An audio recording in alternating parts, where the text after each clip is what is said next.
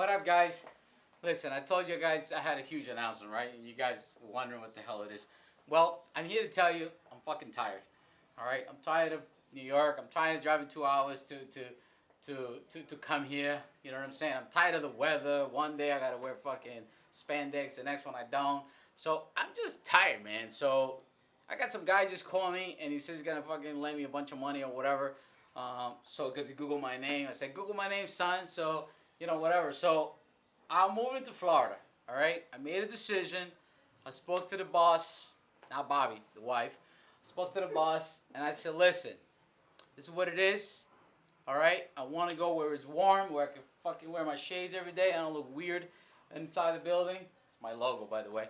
So I just had it, man. I had it. I want to move out. So I'm thinking more or less, you guys give me an idea. Where should I go to Florida?